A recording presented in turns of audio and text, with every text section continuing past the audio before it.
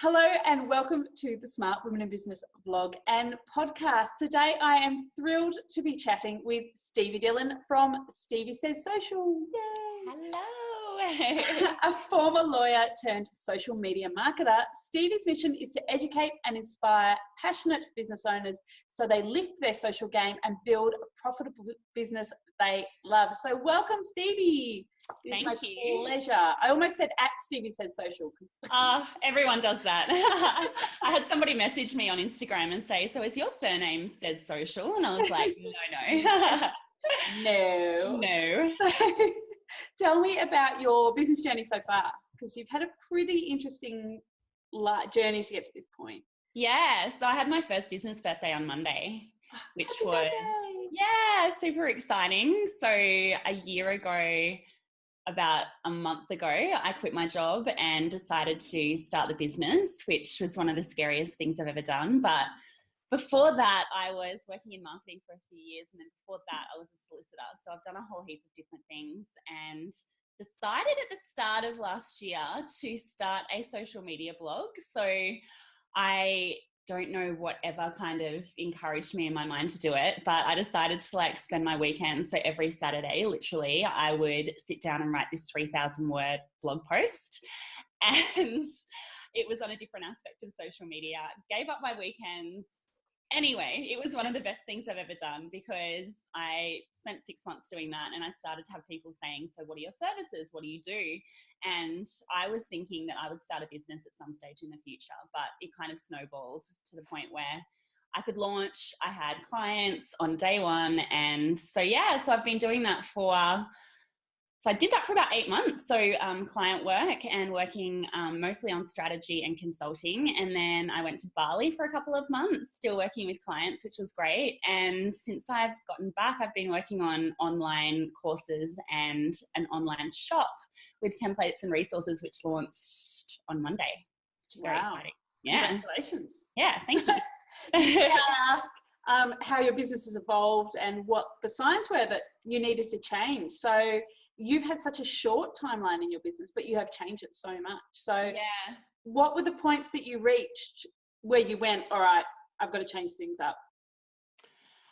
Getting overwhelmed with client work, which was the biggest blessing, so amazing. But I got to a point where when I first launched, it was great. So I decided that I was not going to do a lot of management work because I would cap out at 5 clients and that would be it for me.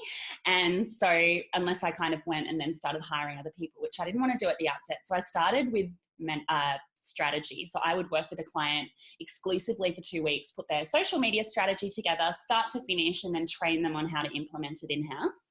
So I was doing that and booking myself out kind of ahead of time. And then I got to the point where I was getting so many inquiries that I was like, this is amazing. This is so good. But it either means that I go down the agency route, which I might still do one day. And I've still got some kind of plans for doing that, but it didn't feel right. So I was like, okay, cool. So how can I actually do the strategy work that I'm doing with clients, but how can I do it on a bigger scale? And so that's where the course came about. So scaling and leveraging your IP is where things get really tricky when you're in business. Yes, 100%. The one-to-one model is where we start and we're comfortable and it's pretty straightforward and it's what we know. But it's the one-to-many model and the scale model where it gets really challenging. And you and I have talked about our challenges in the past about launching and getting through trying to do courses, and it's been fun. So it's a lot of work. We were just saying this earlier. Huge amount of work. Yeah, if I had have known 6 months ago, I had all the frameworks, right? So everything that I was doing with my clients is pretty much what has gone into the course, but it's amazing that I've got it now because I can still use it with my clients, and I've obviously got it for the course as well. But actually putting that all down, putting it into sort of workbooks, putting it into modules, having kind of lessons under it. Oh my gosh, so much work. So much work. But once it's built, it's there forever. But totally. Don't try and do it over the Christmas break, people, because you'll have a nervous breakdown. Yeah, 100%. I've got it there forever, but with social media, it's constantly changing. So the thing is, it'll constantly be revised. But I feel like with marketing, a lot of the things that I teach are like general marketing principles. So that's timeless, you know? Yeah. Marketing, I used an analogy in my program the other day that, you know, we talk about funnels and they're big and they're scary and people get really intimidated by them. And I said, you know, when you go into the Queen Vic market in Melbourne, which is where I'm from, and someone says, try this cheese. And you go, oh yeah, please. That's a marketing funnel. All they're doing is going, try my thing. Here you go. That's free. Okay, now buy my cheese. Totally. And people have been doing that for all time. If you go to a souk in Morocco, they're going to go, try my thing. Here, try this, smell this. And all that marketing funnels are a way of streamlining that in a digital format. I love that analogy. That's so good. I'm going to use that. No. I think it's great though, because a lot of the time people, I have clients as well, you would have this as well. They're just so overwhelmed by the word funnel, and having a funnel is so important before you get into social media, I think. So like the way that I explain it to clients, especially if they're service-based, is like, what is the process that you're taking people through offline anyway? And then literally it's just a matter of applying it to online, you know? So give away something for free, warm people up, then kind of get them to know, like, and trust you, and then make them an offer. And if they're interested, you know what I mean? It's just, And marketing it is universal. Yeah. It is the same thing online, offline. You know, if you're giving someone a blog post, that is part of a funnel. Yeah. That is content that you're giving them for free and developing that know, like, and trust. Yeah. So, and that's one thing I see, like a lot of people are like, gosh, content marketing, social media takes so much time. And I understand that when they're not getting results from it. And I think a lot of the time people will be like writing blog posts or posting on social without any end game. So they're kind of like, cool, I'm going to do this blog and hope that people buy from me from there. And it's like, no, that's kind of step one. That's how you like start a relationship, and then you kind of take people down from there. And I think like you would probably find this as well. When people understand that, they're like, great, okay, I can actually see why you would invest time in this. Yeah. And if you explain it to people in a way that's not this 6-figure marketing funnel, which is to my mind, a very masculine way of approaching things. If you hold people's hand and take them through the process and simplify it without using jargon and just go, all you have to do is this, this, this, and this. Yeah. And at the end you go, do you want to buy my thing? And invariably people say, oh yeah, I do want to buy your thing. And effectively you've become friends. Yes. Because there's trust there. They understand what you're talking about. They go, oh, this woman understands me. I like her. Yeah. You know, and I have had people call me up out of the blue and said, I've read your blog and you are my soul sister. And I go, okay. Or I've read your about page and I go, okay. So you know, people go, you know, look what this person's doing, look what that person's doing. And I go, don't try and be that person, because you just like them and they may as well go and purchase from them. Be you. Yes. That's why people are buying from you. Be you. Yes. And that's the thing, like when you're working in a service industry, especially, like I do this all the time. The fact that somebody knows their stuff and that they're competent and that they're good at what they do is like a given.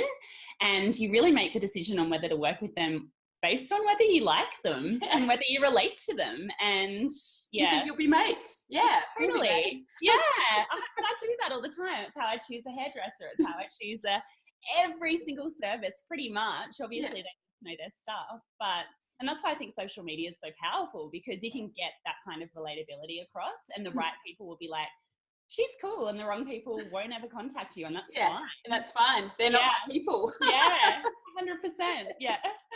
So how do you manage your life as an entrepreneur now? You're not in the conventional workforce. You've had 12 months of it. I have. How are you going? I'm definitely not the guru on like best practice here. I'm still 100% learning it. It is completely different to anything I ever thought. So one of the biggest reasons why I decided at the end of the day to go out on my own was freedom. And so having the freedom to do things the way that I wanted to do them. And I think that's still ultimately what drives me. But what you find when you first start working for yourself is that you have freedom, but also you end up working 1 million hours a day, and there's no boundaries. Especially I've been working from home and there's no boundaries. Like I'm working out of, a home office. I'm in my home. And my partner gets home at 2:30 and he's, like hanging out in the lounge room, and it's just like, it's a completely different world. Like he's the only person that I might see all day. And it's all day. Yeah, and he'll come You're the home only and I'm like, grown-up I've seen all day. it's totally like it's a different world. And so I don't have any, I'm honestly still working my way through that. I think that's one of the biggest challenges. So I don't know, work in progress on this side. Self-care is where we always let ourselves down, us entrepreneurs. Yeah, it's the last thing that, 100%. I'm finding that at the moment. So it's really ramping up for me at the moment. And the first thing that goes out the window is looking after myself. So yeah. I've actually in the last couple of weeks or the last month, but the last couple of weeks have been so busy. I'm like, I'm not going to let self-care go out the window. Good on Unfortunately, my social has gone out the window, but that's okay. Yeah, I'm the same. I'll be able to pick it up again. Yeah. But fitness is something you've got to work on constantly. Totally. I'm 100% with that. So I don't exercise for the health benefits, even though obviously there's health benefits, but mentally I am a completely different person if I exercise in the morning versus when I don't. And that is literally the only reason I do it, because I get so overwhelmed, I get so stressed if I don't. And I've really noticed a difference. So if I go to Pilates or if I go for a run in the morning, do you find this? My level of calm is just like completely different. Yeah. And it's because you get all those endorphins and all those good things that your body needs. And if I'm sitting like a slug at my office, at my desk for 10 hours every day and I'm not getting out, and from where I live, it's fresh air and it's seeing beautiful nature and just being outside and going for a run or being inside and when it occasionally rains and doing MetaFit, I'm like, woo, yeah, I can take on the world. Whereas if I'm sitting doing nothing, I'm like, I'll just have another coffee and it's like, don't have another coffee. So hard. Everything's so hard. That's what I do. Woe is me. And you got to check yourself and just be like, chill out, go outside for a while, everything's fine. You're being way over dramatic here. Yeah, 100%. Yeah, and I do have days like that, but I'm like, all right, I'm going to go for a run instead of scheduling my social. So important. Yeah, it is. A really good point. It is. Yeah. And I'm a better mum and a better wife and a better Totally. friend. A better person in general, We try. Yes. So what does a great day in the office look like for you? So what are you doing? How do you do your things? Yeah, so I'm always a million times more productive early in the morning. So literally from like 5 a.m. to like 11 a.m. I am charging on all cylinders. And it took me a while to realize this. So I used to schedule meetings in the morning and I would like kind of do all of that stuff in the morning. And then I'd sit down at my desk to do my work in the afternoon and I would just be like, what's on Netflix? Totally. Lunch, I'm just like gone. So I've completely flipped my day now and every day is different, which is one of the best things and one of the things that I absolutely love about working for yourself and what I'm doing at the moment. But I, like, for example, for the last month or two, it's really been about course creation. So course creation in the morning, you obviously need a lot of brain power for that. And I'll do that until I'm just completely fried. And then in the afternoon, it's like responding to emails, one-on-one consultations, that sort of thing where I can get out, I can be talking to people and getting my energy that way. I can be doing the admin tasks that don't take that much time. So it took me a while to learn that, but that's how I structure my days now. And my productivity is so much higher as a result. Yeah. Don't leave blog writing till 4 o'clock on a Friday. I actually find, so with my podcast, I got into a really bad habit of it goes live every Tuesday. And so I would be getting to Monday afternoon and it had been super busy and I would be like scrambling to get a podcast together and it just was not the way to go about it. You can tell in the podcast recording that your energy isn't there, the quality of it drops. It's just like, it's not ideal. So I've learnt my lesson. Mornings. I could get up at 5 a.m, but I cannot stay up till 11. No, I can't stay up past 8:30. So good on you. 11's a stretch. So what are your favorite tools to help you with your productivity? So I am right into project management software at the moment. So I used to have a desk full of notes and I would have like a to-do list in a notebook and I would have like a to-do list in like the sticky notes on my computer and it was all over the shop and it was reflected in how I felt about everything. So I, in terms of project management, was using Trello. I've just moved to Airtable and I love Airtable. Oh my God. Total game changer. It has changed my life. It's so good. So I love the fact that it's spreadsheet based. And so you can completely change it. So you can make it look like a Trello Kanban type table if you want to, but I use it for content creation. I use it for to-do lists. I use it for launch calendars. I use it for client databases. I literally use it for everything. Yeah, Airtable is my brain. Oh, it's so funny. Yeah. I literally came across it in a Google AdWords ad, I think, a little while ago. So I didn't realize that there were a lot of people using it. It's still a secret. So many people don't know. I tell everyone about it. Yeah. Because Asana's, it depends on how your brain works. So totally, Trello, that's so true. Trello, I can't use the interface. Like it doesn't work. Yeah. Asana's sort of a hybrid, and then Airtable, I'm like, yes. Yeah. Yeah. What I need. Totally. But really rich spreadsheet. Yep. Same. I'm a details person, so I love that you can really put a lot of detail in there, but then you can sort. So what I absolutely love about it is you can color code things and you can sort them. So you can have like a big, so excited about it. But you can color code things and then you can sort. So like if you've got a to-do list and you've got 5 things on there that are admin and then 5 that you can sort it really easily. You can just kind of burn through it and you can check them off as you go. So that is number 1. I love it. Yeah. And then other productivity. So social media related scheduling tools. I love Plan and Planoly. So they are lifesavers in terms of Instagram. What else? They're probably the 2 kind of like apps I love at the moment. That's it. That's Stevie's whole life. That's my life. Oh, wow. Yeah. I'm a big Evernote user because I'll like get to school early and then be like, I can bang out a blog. Yeah. I used to use Evernote. I just use my Google Drive for everything now. So, but obviously I see the benefit of Evernote in the sense that I used to love that you could snag things. So if you saw something that was cool online, you could snag it and it would save it down. But the thing that I do with these apps is I like sign up for everything and then I use it for like 5 minutes and then I forget and I go back to my old ways. So it needs to be absolutely exceptional for me to like kind of stick with it. Remember it. Yeah. Remember it exists. Yeah, totally. Actually, have you heard of LastPass? Oh God, LastPass. I live in LastPass. No, so I love LastPass, but I lost my password for LastPass, which is like disaster. It's a disaster. So I had all of my passwords stored in there so that I could have them all easily accessible, and then I lost the password for the last. Anyway, so there must be a way to get it back. Yeah, I figured it out. So I'm back on now. Congratulations. Yes. Because I build websites. Yeah. And I'll be off-site with a client managing their site with them. Yeah. LastPass, I just have it on my phone so I can look up all their passwords because they're like this long and... Yeah. It's great for VAs as well. So if you're like outsourcing work on Upwork or if you've got a VA or whatever, you can just give them access without actually giving them the password. Yeah. Yeah. Awesome. Yeah. Awesome. Yes. So, yes.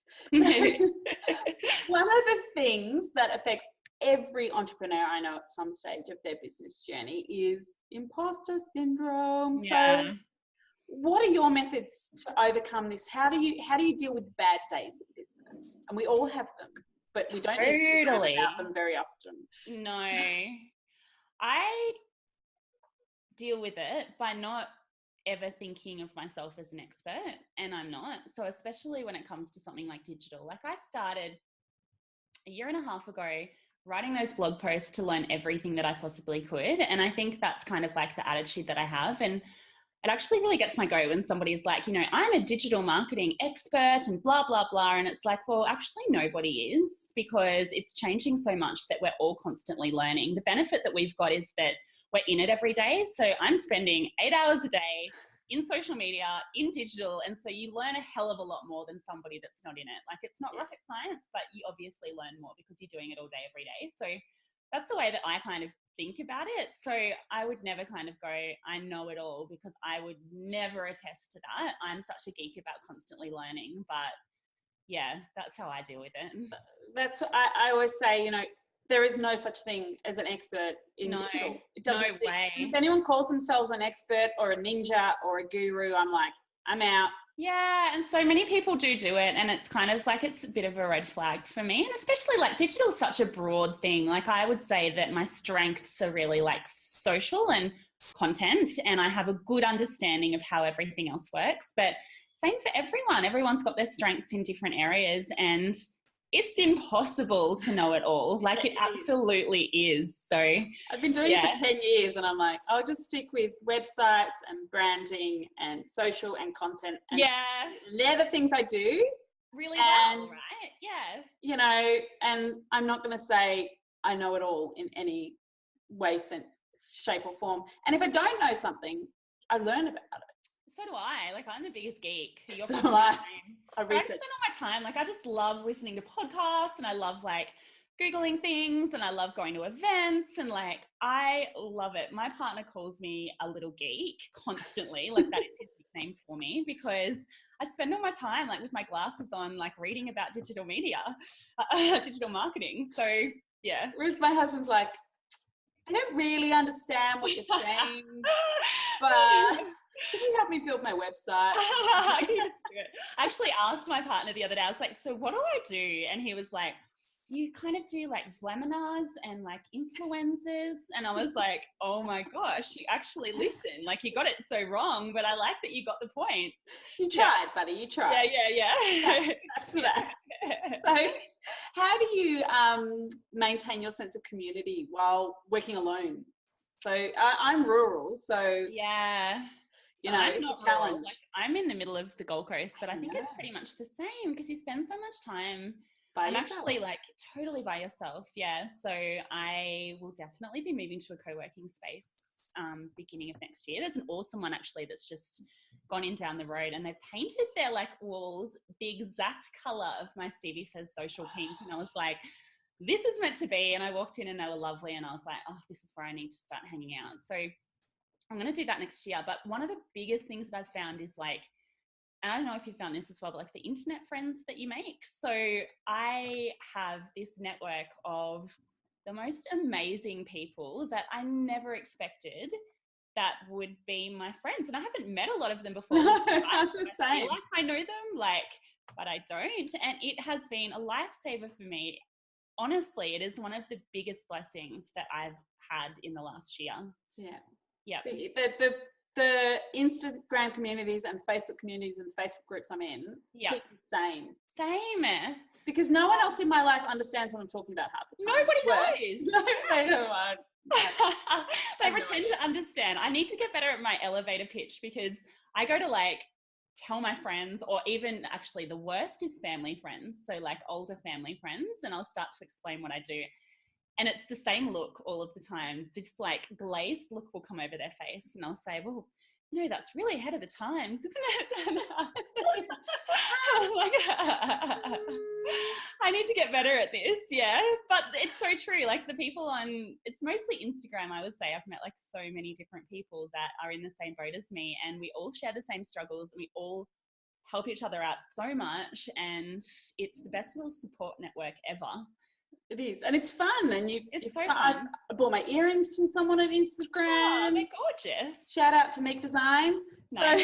So I love Instagram, and because we don't really have networking events out here that are kind of my demographic. Sure. The friends I make on Insta and Facebook, I'm like, yay, people, my people. I found my people.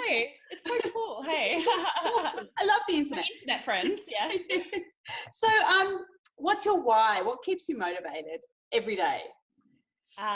Freedom, I would say. I actually did one of those. I don't know if you've ever done one before, but it's like a I don't even know what the name of it was. So I had to answer all of these different questions and it tells you what your core values are. Ooh. And I can't remember the name of it. It was honestly so amazing. I'll try and think of it, but it's at the end of it told me that my core value was freedom. And I was like, well, I could have told you that every day of the week. You need to do an internet quiz. Yeah.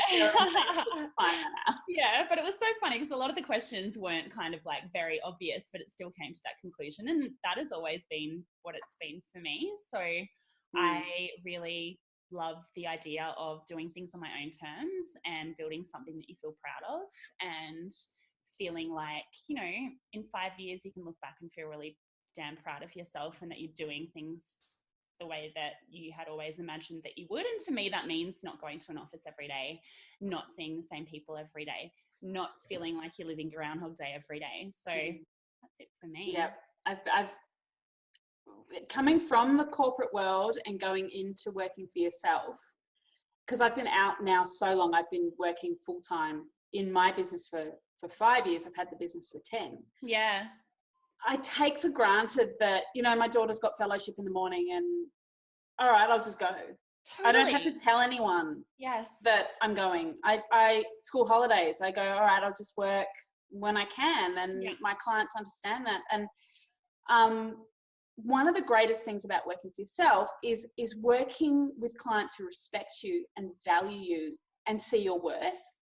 And then when you see your worth in yourself and you step up into that role, you know, that's real freedom for me. Yes, I could not agree more. And I've got a lot of friends actually that have little babies at the moment. And so they've worked in corporate, you know, all through our 20s, and it's what you do. And super like high flying, very high stress jobs. And they're at the point now where they're like, how do we even go back to that with little babies? You know, and they're looking to do something else. And I think a lot of new mums do that. And I saw that ahead of time. So I don't have any kids or anything yet, but it's definitely like, that's the freedom to be able to have time with your family and not to have to feel like you're working all of the time. Like, how amazing is that?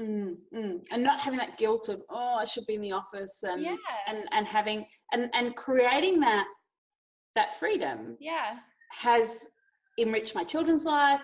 And my daughter sees me. I mean, I sit in the corner of our family room. I used to be in the study, but then school holidays, they don't need me, but they like to see me. Yeah. So I sit here and I'll be like, I can hear you. What are you doing? But that is it's incredibly liberating in terms of being a mum. And I don't have that guilt, and I can just do what I want. And I just go, all right, I'll just get up at 5 o'clock on Sunday and work instead. Yes. To have created that before I had my kids, and then have that while my kids were little, well, they are still little, but it's amazing. So you're setting yourself up. It's going to be great. Yeah, no, I really, like, I could not agree with that more. And I don't know, I think you kind of start to take it for granted when you've been doing it for a little while. You just have to remember, like, so many people that I talk to don't have that. And so go you. And to be happy to work every day. Yes, 100%. It's the best. Instead of going, oh my God, I know, I've got to go somewhere I don't want to be. Yeah, and like, that's your life at the end of the day. And every Sunday, that feeling, I know. And I think even when like I liked my job, I still had that feeling because I just felt like I was going back into Groundhog Day, you know. And like and I'm not knocking having a job, because for some people it is awesome, you know. There's also the freedom of regular income, totally, holiday pay, and it's really hard being out on your own. Like, it's very, very difficult, and it's not for everybody. And some people have jobs that they love, so you know, it's each to their own. But I think at the end of the day, it comes down to like being true to yourself and what it is that you really love. And if that's a job, great. If it's not, then you know, bite the bullet and do it. Create something that you love, that makes you happy. 100%. So, well, what are your tips for all the gorgeous smart women across Australia and the world, smart women in business, I should say? What are my tips? What are your top tips? My number one, and I've just said it already, so I'm doubling up a little bit, is just to start. So some people will have a business already and some won't, but I always feel like there's something in the back of your mind where you're kind of like, should I go to the next level? Should I do this thing? And there's something holding you back. And I think like what I've learned in the last year is that there's never a right time. So there was never a right time to resign. There was never a right time to start putting a course together. There was never a right time. And then you do it and you look back and you're like, oh, the reason why it was so scary is because it was out of my comfort zone, and you only grow. It's so cliched, but you only grow when you go out of your comfort zone. And I look back at all of the times I've been so scared and so like nerves rattling, and should I do this? And is this the right thing? And there's something in your gut that always tells you that it is. And there's a difference between recklessness and following your gut. But as long as you've got all of your ducks in a row, my advice is just to go for it. Whatever that thing is that's kind of in your head that you're thinking, should I do this? You know? And it is scary. Yeah. You know, I still have moments of sheer terror, but So do you I. get through it. Yeah. And then you go, oh, that's why I was scared. But I've done it now and it's awesome. So. Yes. Yeah. So like that's our courses, our respective courses. No. Yes. So, which have been very challenging for Very both of us. challenging, but also so valuable for people, you know, like at the end of the day, like we'll be helping a lot of people that need help with their marketing, and how cool is that we pushed through and did it, you know? Yeah. One of the things someone said to me last week was that I've had so many aha moments through this. Oh, that's awesome. And I'm like, oh, that's good, because you go, and she's like, it keeps coming to me in little stages. And I go, oh, that's so cool. Well, that's why Jane made us do that back then, and then it, you know, connects back up to this module. But anyway, it's really been really fun. It must be the best feeling, yeah. It is. You'll be there soon. Isn't it funny, you take for granted what you know, so you're kind of like, oh, this is all just kind of a given for me, but does everybody not know this? Yeah. My husband's like, no, everybody does not know that. Yeah. You weirdo. Yeah. No, totally. So this is my new question, because we're near the end of the year. Great. I always have a theme word for my year. Ooh. My theme word for 2019 is focus. Yes. So do you have a theme for 2019? Probably vibrancy. So feeling more vibrant in terms of my health and wellness, but also in terms of how I feel about work, and only doing things that light me up and loving That's life. true freedom. Yeah. Vibrancy. Brilliant. Thank you, Stevie. No worries. For anyone who wants to follow Stevie at Stevie Says Social on Instagram, I will put all her links in the show notes and you can find out more. And thank you for your time today, Stevie. Thank you for having me. It's been great.